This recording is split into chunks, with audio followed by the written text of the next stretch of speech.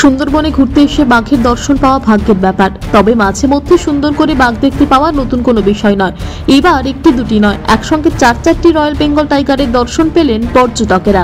জানা যায়, কলকাতা থেকে 7 পর্যটকের একটি দল রায়দিঘির রেঞ্জের বনি ক্যাম্পে বেড়াতে আসেন। সোমবার সকালে দলের পর্যটকদের দেখা মেলে 4টি বাঘের দেখা মিলতে উচ্ছ্বসিত হয়ে পড়েন পর্যটকেরা।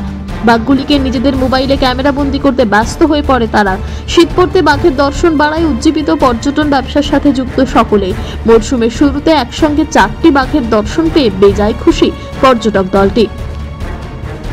দক্ষিণ 24 পরগনা থেকে নিজস্ব প্রতিনিধির রিপোর্ট, টিভি নিউজ 10। সুলভ সঠিক চিকিৎসার একমাত্র প্রতিষ্ঠান বিবেকানন্দ হসপিটাল। 24 ঘন্টা emergency service, blood bank, trauma care. আপনাদের সেবায় আমরা তৎপর। গুণমান ও পরিষেবায় দুর্গাপুর বিধাননগরের ডক্টর জাকির হোসেন এভিনিউর বিবেকানন্দ হসপিটাল শিল্পাঞ্চলের মানুষের মন জয় করেছে।